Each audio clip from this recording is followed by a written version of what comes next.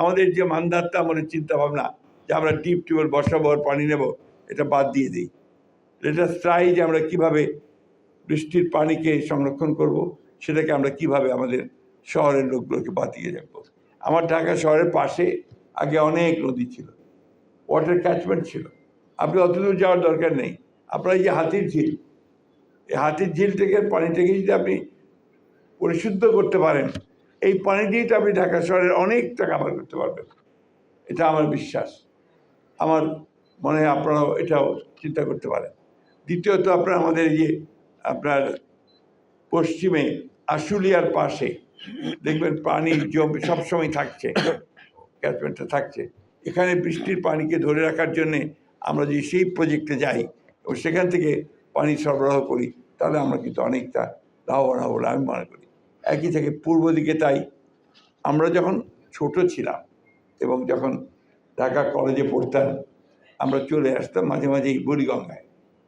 বুড়িগঙ্গা ছিল তখন আমাদের একটা বলতে পারি বিনোদনের জায়গা। স্বচ্ছ পানি, নৌকায় আমরা এপার থেকে ওই পারে যেতাম, নৌকায় আসতাম, পানি খেতেও কোনো অসুবিধা ছিল না। আর সেই পানির কাছেই এখন যাওয়া যায় না, দুর্গন্ধযুক্ত, এবং এটা একটা মনে হবে যে ওখানে গেলেই আপনি অসুস্থ হয়ে পড়বেন। ঠিক একইভাবে আপনার আশেপাশের নদীগুলো, তুরাগ সমস্ত কিছু একই অবস্থা চলছে। আজকে খেয়াল করে দেখবেন, কিছুক্ষণ আগে যে ছবিগুলো আমরা এখানে দেখলাম, যে আমাদের পানি সেট, পানি পাওয়ার ব্যাপারে সবচাইতে বৈষম্য কোথায়?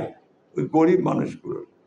ওয়াটারে আমাদের বেশিরভাগ ক্ষেত্রে দেখা যাচ্ছে যে সারা বিশ্বেই এই নিরাপদ পানির অভাব রয়েছে। বিশেষ করে নিরাপদ পানির জন্য কিন্তু অনেক যুদ্ধ বিগ্রহ হয়।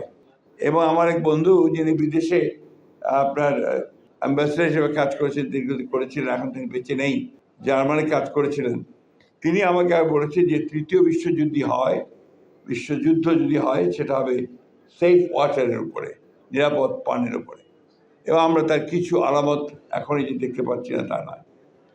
তাই পানি আমাদের অত্যন্ত জরুরি, এবং সেই পানি নিরাপদ পানি, অর্থাৎ তারপরে আমরা সব কিছু আমাদের নির্ভর করছি।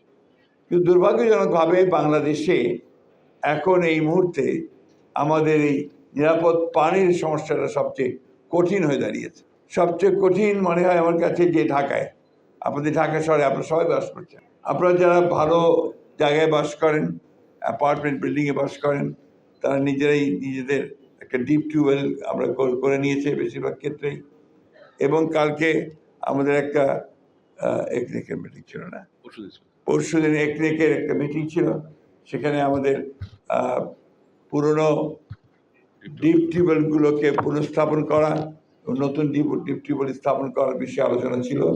সেখানে আলোচনা করে দেখা গেল যে আসলে আমরা পুরোপুরি নির্ভরশীল ঢাকার যে ডিপ টিউবওয়েলের পানির উপরে, which is dangerous and alarming.